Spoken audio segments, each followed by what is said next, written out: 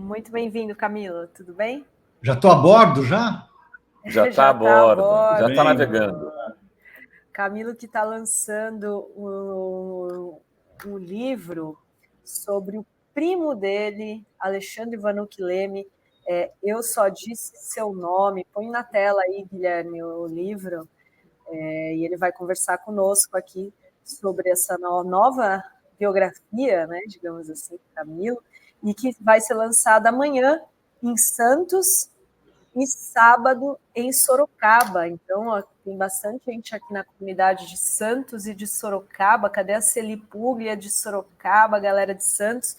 Põe na tela, Gui, para a gente divulgar em Santos, aqui na Realejo, né, Camilo? Das 18 às 20, amanhã, sexta-feira, na Realejo, Livraria de Rua, na Avenida Marechal Deodoro 2, no Gonzaga, em Santos, e no sábado, às 16 horas, em Sorocaba, no Sesc Sorocaba, Rua Barão de Piratininga, 555, Jardim Sorocaba, Faculdade. que é a cidade do Alexandre Vanucchi Leme, o Camilo vai contar aqui, mas eu queria fazer aqui um apelo para todo mundo que é de Santos, Baixada Santista, ABC, daqui do Litoral Norte, que amanhã viesse aqui a Santos, né? Viesse aqui porque, primeiro que é um evento gostoso, porque tem o Chorinho, a Débora e o Canduta tocam lá, são maravilhosos, viu, Camilo? O nosso amigo Zé Luiz Tarran, dono da livraria, é um batalhador incansável, a livraria é uma graça, tem cerveja artesanal, dá para ficar tomando uma cervejinha, tem uma pastelaria do lado do China, pastel decente, honesto, dá para comer um pastelzinho. E, enfim, é um evento, o Camilo estando lá vai dar para bater papo, pegar autógrafo. Então, vou fazer uma convocação aqui aos baixadianos todos que nos assistem e os abecedianos, por que não? Porque o ABC é aqui do lado, né? Então, às vezes é mais fácil descer aqui do que ir para São Paulo. Camilo, conta um pouco a história do livro, eu li, né? Gostei muito, quero dizer isso. Mas antes queria que você fizesse um breve resumo da história do Minhoca, né? O Alexandre Vanucchi Leme. Mas antes eu queria comentar que ter vocês dois assim convocando para um lançamento em Santos é covardia, né? Porque são cicerones já do espaço, já conhecem mais que o Tarran lá, já pelo visto. E que você não contou, mas que eu convidei o Rovai para estar lá fazendo umas perguntinhas para mim também, um breve bate-papo no lançamento. Será um prazer imenso. Em Santos. Inenarrável. E que eu estou aqui no ABC nesse momento, estou aqui no meu gabinete em Diadema, que é, como você disse, pertinho. Aqui eu chego mais rápido na livraria Realejo do que na minha casa em São Paulo, daqui de onde eu estou. O Alexandre Vanucchi Leme é o biografado desse livro. Eu Só Disse Meu Nome. É meu primo em segundo grau, era primo do meu pai, e ele era um jovem de 22 anos, estudante de geologia na USP, líder estudantil, colaborador da ALN, Ação Libertadora Nacional, quando ele foi preso, torturado e morto no DOI-CODE de São Paulo, em 73, março de 73. O ano passado completaram-se 50 anos do assassinato dele, e eu tinha começado um pouco antes, né? Estava envolvido no tema, mergulhei no assunto para contar a trajetória do Alexandre, quem que ele era e por que ele acabou se tornando também uma referência na retomada do movimento estudantil nos anos seguintes. E é um livro que para mim é muito importante, assim, não só porque pela primeira vez eu me debrucei sobre uma pessoa da família, mas também tem trechos que eu falo de mim no livro. Eu nunca tinha feito isso antes, né? De que como é que eu também fui aquele cara que cresceu criança ainda, 8, 9, 10 anos. Então eu tive um primo que morreu torturado, né? Como é que é isso? Como é que a tortura é um tema como é que se tornou um tema na minha família muito cedo e como é que eu lidei com isso até me tornar uma pessoa que foi escrevendo sobre direitos humanos, sobre violações, fui membro da Comissão da Verdade de São Paulo, né? O tema da ditadura se tornou presente também na minha vida e tendo esse background, né? Esse berço, essa história que vem desde antes, contando a história de uma pessoa que eu não conheci, né? Eu nasci depois que o Alexandre tinha morrido já, tinha sido morto. Então, acho que um pouco da síntese, a sinopse é mais ou menos essa, Rovai. E na verdade, ao contar a história do Alexandre, você acaba contando a história de uma geração de jovens, né, principalmente do movimento estudantil, que lutaram contra a ditadura, fundamentalmente ali a partir da USP, né, que é o cenário da militância do Alexandre. Como é que foi revisitar esse momento, né? Porque você fez USP, você estudou na USP, essas histórias a gente conhece assim sempre de orelhada, da Refazendo, da Libelu, dos líderes estudantis daquela época. Você tem um pai que foi militante, que combateu a ditadura, ficou preso também, se eu não me engano, no Tiradentes, né, Camilo? É isso? Meu pai foi preso em 4 ou 5 endereços diferentes. Ele ficou 5 anos preso, de 71 a 76. Daí passou pelo Tiradentes, passou pelo Carandiru, passou pelo Barro Branco, né, que é o presídio Romão Gomes, que era um presídio militar, foi o último. Mas ele ficou preso esse período aí. Ele era militante da ALN também. Então, como é que foi revisitar essas organizações? Como foi o trabalho de pesquisa para entender melhor o funcionamento delas, tanto do movimento estudantil como, por exemplo, de combate à ditadura, como a ALN, Camilo? Então, comecei a pesquisar o que já tinha sido escrito e falar com as pessoas. Inclusive, meu pai foi entrevistado, mas muitas pessoas, e as pessoas todas ali que... Né, porque o Alexandre, depois que ele... Quando ele morreu, ele não era um militante muito importante, digamos assim. Não tinha, né, na hierarquia da ALN, nem do movimento estudantil. Ele não era um cara assim, muito destacado, presidente de DCE, nem participava do GTA, né, que chamava, que era o Grupo Tático Armado, que fazia as ações de guerrilha na ALN.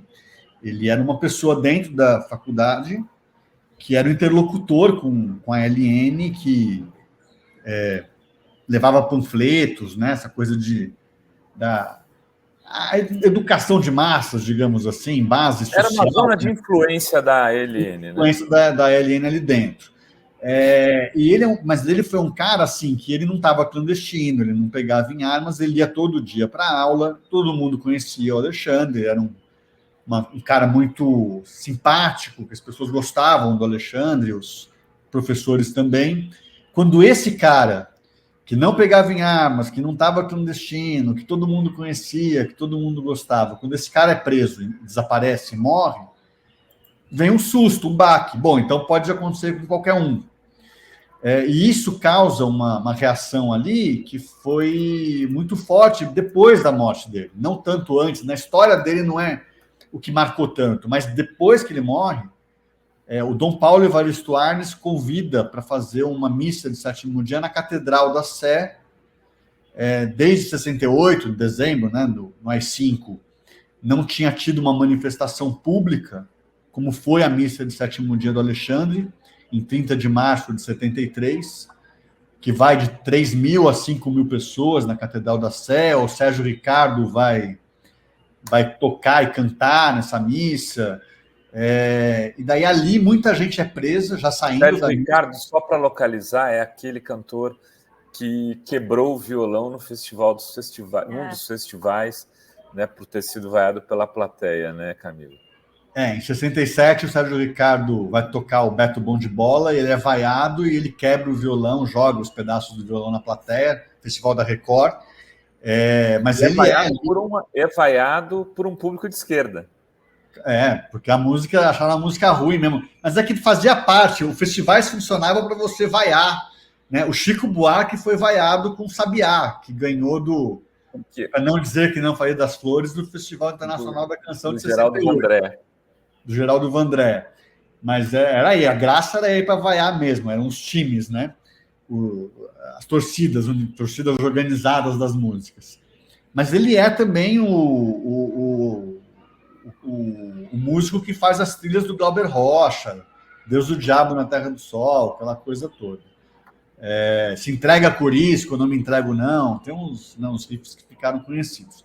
Mas ele vai lá, canta Calabouço, que é uma música que ele tinha acabado de lançar, que tinha feito para o Edson Luiz de Lima Souto, outro estudante morto, no Rio de Janeiro, em 68, mas ele só faz essa música em 73, um mês antes da morte do Alexandre, e vai cantar lá. Mas tudo isso para dizer que aquilo virou um episódio que era a semana de recepção aos calouros, era março. As aulas na USP tinham começado uma semana antes.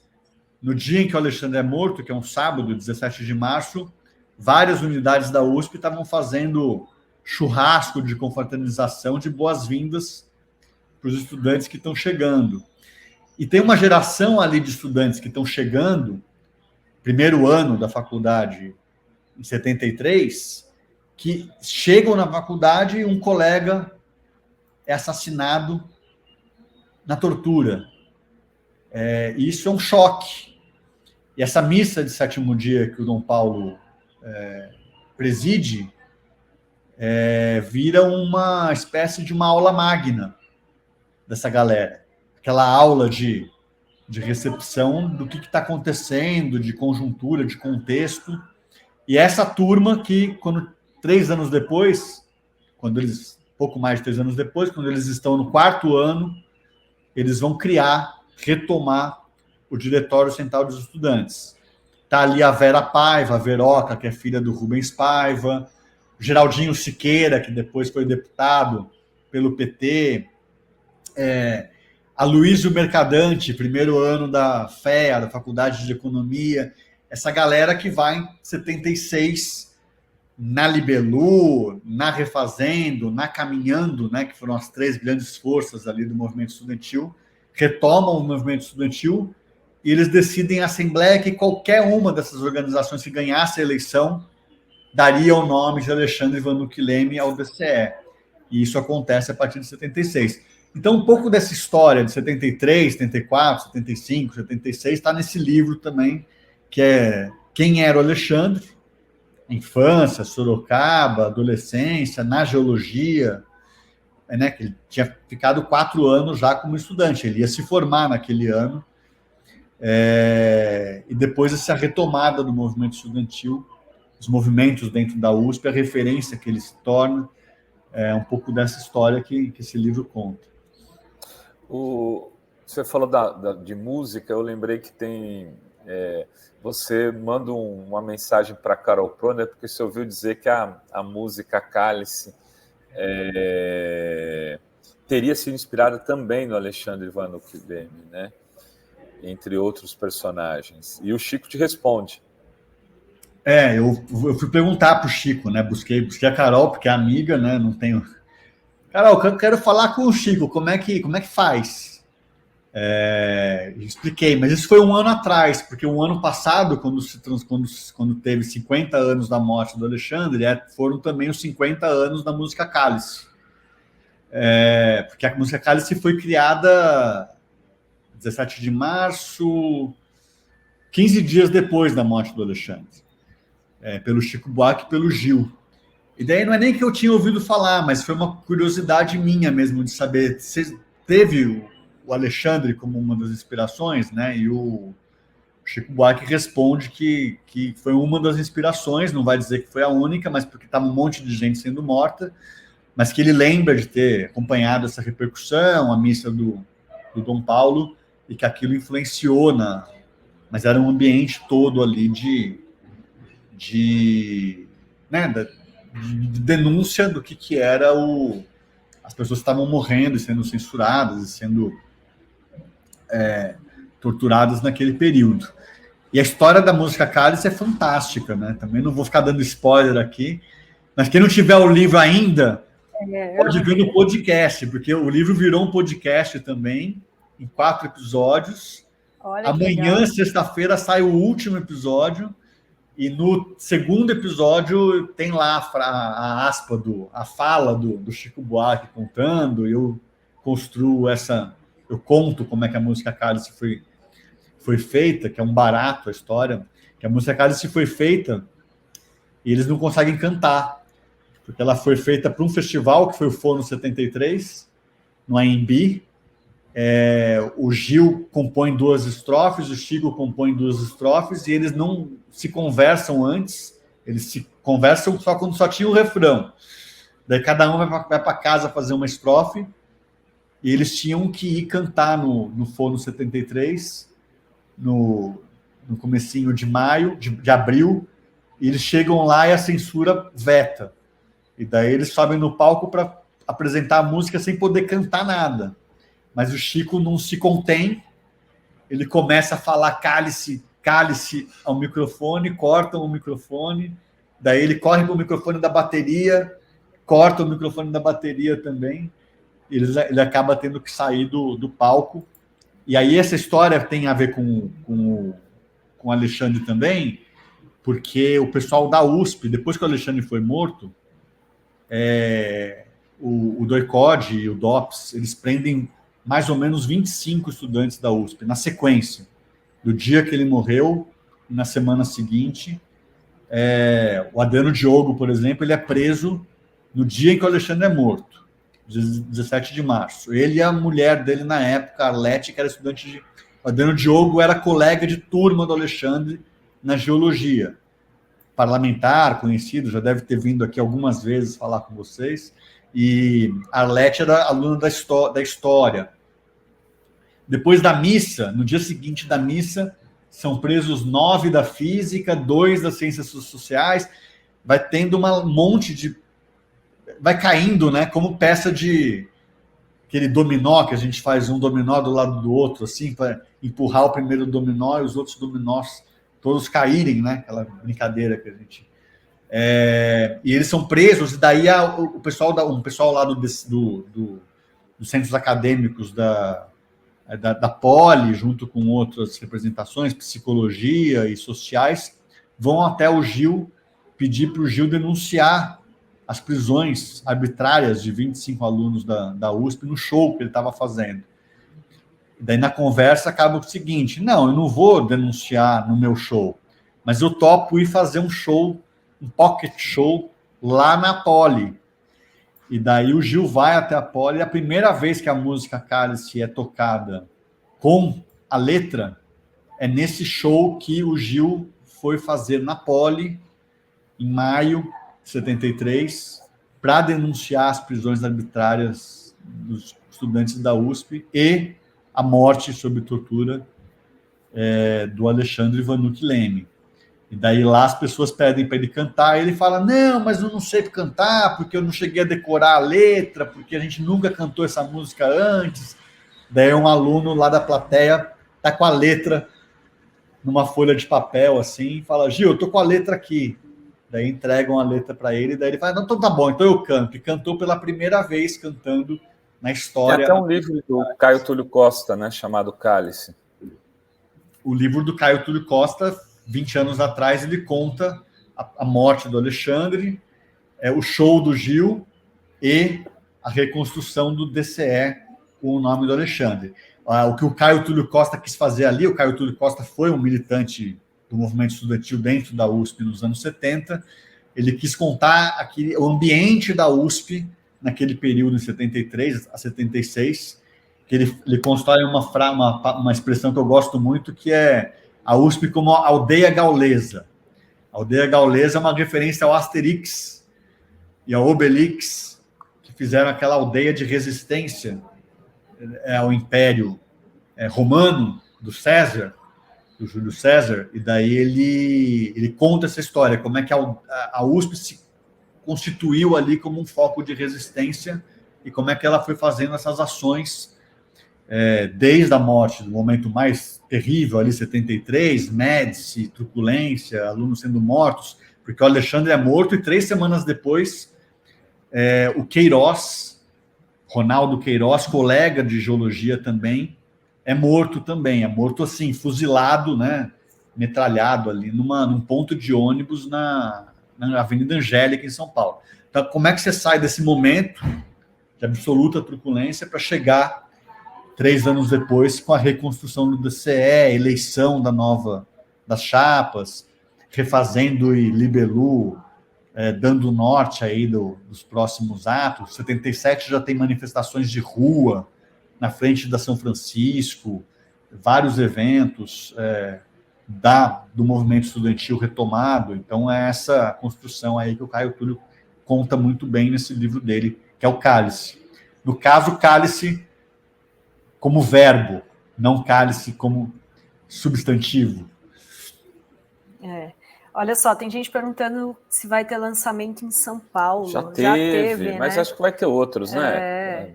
A gente fez no dia 18 o primeiro lançamento na Livraria da Travessa, aqui na Rua dos Pinheiros, em São Paulo. Mas eu estou tendo convites também, vamos fazer mais, e eu preciso fazer um lançamento na USP, que eu ainda não organizei. Eu quero ir lá na Geologia fazer um lançamento lá, que eu acho que vai ser importante, que vai ser em São Paulo também. Sim. Mas quem é de São Paulo dá para vir, porque se puder, né, dá para vir em Santos, aqui é pertinho, né, Rovai? Vem, pega aí sexta-feira. Então aproveita a sexta, já fica aqui, vai lá na Livraria, depois vai tomar uma cervejinha em algum canto, pega um Airbnb. Aliás, você vai ficar por aqui, né, Camilo? Acho que eu vou ficar, né? Senão eu vou ficar muito inibido de tomar cerveja e depois ter que pegar a serra. Não, fica aqui. Tem um quarto separado para você aqui. Sim. E o José de Souza Silva, ele manda aqui: Camilo Vanucchi manda um abraço para seu pai, o Paulinho, era nosso professor. É o Zé de Souza que manda.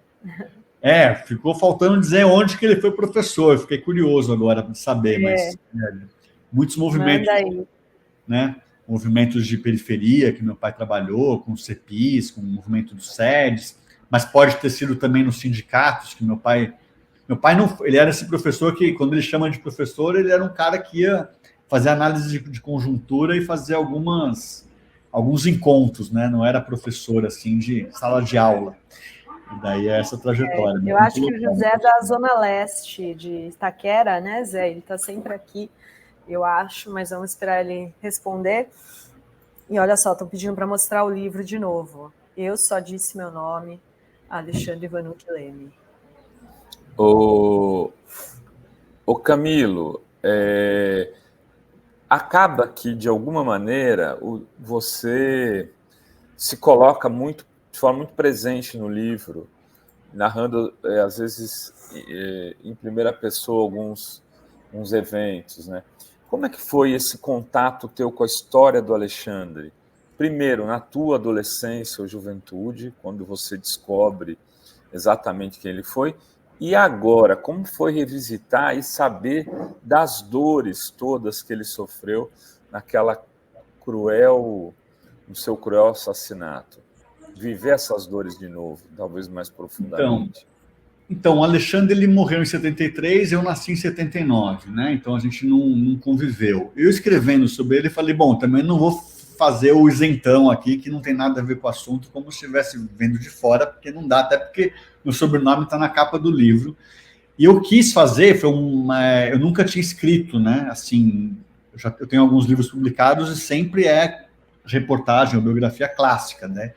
E essa eu fiz um pouco de memória, um pouco do que o pessoal chama hoje de autoficção, né? Que nem esses livros do Marcelo Rubens Paiva, Julian Fuchs, outros autores que se colocam para contar a história da família, de como é que isso impactou. E tem algumas memórias que eram marcantes para mim, ou da época mesmo, ou de saber depois, né? Mas assim, eu tenho, inclusive eu começo o livro com isso, né? Eu lembro já que com 12, 13 anos de idade, algumas pessoas me perguntarem o que você é do Vanucchi? E eu achando essa pergunta curiosa, né? Porque como o Vanucchi é meu sobrenome, tem um monte de Vanucchi na minha família. Deve ser, mas de qual Vanucchi você está falando? Porque se eu sou do Paulo Vanucchi, eu sou filho, que eu sou do Ivo Vanucchi, um professor de português de São Joaquim da Barra, muito conhecido, que tem nome de praça, a praça onde tem a prefeitura da cidade tem o nome dele, então lá, eu sou neto do Ivo Vanucchi. Não, do estudante da USP. Eu sou primo em segundo grau. Eu lembro de eu já saber que eu era primo em segundo grau de um estudante da USP, que era o Alexandre, que tinha morrido quando era estudante da USP, tinha sido morto. E essa era a referência que algumas pessoas me perguntavam. E por quê? Porque o DCE tem o nome dele, tinha outras salas na USP que tinham o nome dele também, na geologia, na história. E eu lembro de quando eu estava ali com 16, 17 anos, eu começar a querer aprender a dirigir. Eu cheguei aí na cidade universitária para dirigir aos domingos, porque ela fica vazia e que muitos pais fazem isso até hoje, de levar os filhos para dirigir quando ainda não pode dirigir, dentro da cidade universitária. E numa das vezes de estar indo lá e meu pai me levar, vem cá, deixa eu te mostrar. E me levou para uma salinha que tinha assim em cima da placa DCE, uma placa em cima da porta, eu quis dizer, não em cima da placa, em cima da porta, DCE livre Alexandre Vanucchi Leme. Então o DCE, o que é DCE? O DCE é Diretório Central dos Estudantes. Então essa coisa foi eu sabia que meu pai tinha sido preso, 5 anos, torturado, e tudo isso, essa história eu conhecia, e daí precisei começar a aprender a história do Alexandre. E eu não sabia muito bem, porque o Alexandre era um primo que eu não conheci, mas a família ali de Sorocaba, as irmãs e o irmão dele, eram pessoas que eu frequentei muito pouco, porque a minha família, o meu ramo da família não era de Sorocaba, porque o meu avô se mudou de Sorocaba para São Joaquim da Barra, que é outra região do interior de São Paulo, e meu pai já nasceu em São Joaquim da Barra. Aquela experiência de avô e avó, quando eu ia visitar de férias, não era Sorocaba, era São Joaquim da Barra, desde criança. Então, eu não tive muito contato com esse pessoal que são as irmãs e o irmão do Alexandre. E eu fui ter esse contato já depois de adulto, depois de mais velho, e já nessa coisa assim, 10 anos atrás, 2013, teve os 40 anos da morte do Alexandre, daí eu fui, conheci as pessoas, teve missa, teve ato político lá na geologia, entregaram para ele uma certidão lá de anistiado por ele, teve uma anistia póstuma em 2013, ele não era anistiado político até 2013. Em 2014, conseguiu chegar ali um atestado de mudar a causa-morte do Alexandre, que ele estava sendo morto até 2014, ainda a versão oficial, que era morto num atropelamento no Brás, que é a versão falsa que a repressão contou na época para a morte dele. Em 2014, em janeiro de 2014, chegou lá um atestado de óbito retificado, falando que ele morreu vítima de lesões na tortura no DOI-CODE de São Paulo, na Rua Tutóia, número tal. Então, essa coisa eu fui conhecer e fui participar já depois de velho, já tinha 33 anos, já era um adulto, já escrevia, jornalista, militante de direitos humanos. Então, daí eu comecei a querer ficar muito mais próximo do tema. Em 2016, eu fui membro da Comissão da Verdade da Prefeitura de São Paulo, me debrucei muito sobre alguns episódios, inclusive o da Vala de Perus, e vi lá que o Alexandre foi enterrado em Perus. Então deixa eu buscar, eu quero ver como é que está no livro de registro do cemitério. E ali, pela primeira vez, eu me coloco como um familiar de morto político, de mortos desaparecidos. Eu sempre fui, mas isso não era uma coisa, eu era muito próximo da ideia do meu pai, dos meus tios que foram presos, mas que não foram mortos. Eu me identificar como um parente do Alexandre foi uma construção que eu demorei muito para fazer, porque o Alexandre, para mim, era um parente muito distante. Depois, só em 2016, 2017, que eu falo, não, então, deixa eu representar o Alexandre nesse evento, nesse ato. E agora, só para terminar de responder a sua pergunta mais direta, assim, eu fui atrás dessas pessoas como repórter agora. Então, eu sentei com as irmãs do Alexandre para entrevistar, ligar o gravador e... Então, eu sou o parente, mas também, nesse momento, eu era o repórter, eu era o pesquisador, o cara, o biógrafo que está escrevendo o livro. Então, faço um monte de perguntas, quero reconstruir a história toda. E a história delas também. Como que você soube da morte do teu irmão? Como que aquilo te impactou? Como é que a gente lida com o trauma da tortura, com o trauma da morte, né? E a gente vai vendo, e daí são suposições, mas eu fico até arrisco dizer ali como é que é o trauma da morte sob tortura do meu primo, ou da prisão do meu pai, na tortura dele durante 5 anos, em mim. Eu tenho que investigar, porque isso não é claro, mas tem momentos em que isso resvala. São suposições, mas por que eu não fui fazer parte do movimento estudantil na USP? Eu sempre muito engajado, talvez porque o nome do meu primo ali no diretório central me deixasse inibido, constrangido. O meu pai teve uma ação paterna comigo de sempre me colocar desde cedo com muita independência, que talvez tenha a ver com uma ideia também da ausência, como é que se acontecer alguma coisa com ele, eu poder lidar muito bem sem. Enfim, é um monte de suposição que daí eu não tenho um convívio com a psicanálise o suficiente para falar disso, mas que eu acho que são coisas... Esse livro é um livro escrito por um filho de preso político, por um primo em segundo grau de um morto político, e que essas coisas não são... Eu não posso fazer, eu não quis também fazer uma escrita como se eu fosse qualquer outro repórter fazendo. Não é esse o meu lugar de fala, esse diálogo, inclusive, que eu estabeleço desde o comecinho do livro. Né? Eu começo, Alexandre, você não me conhece, eu sou um primo em segundo grau meu, mas a gente não pôde se conhecer porque a repressão não permitiu que a gente se conhecesse. Muito bem. Então, todos amanhã, em qual livraria posso comprar o livro? Dê preferência para uma livraria de rua, né? Uma livraria de rua que resiste, mas está à venda aí no digital também, no site da editora, né, Camilo? Os livros estão chegando agora nas livrarias, é uma editora pequena chamada Discurso Direto, ela vende online, na livraria online. A Travessa, onde eu fiz o lançamento em São Paulo, está vendendo o livro.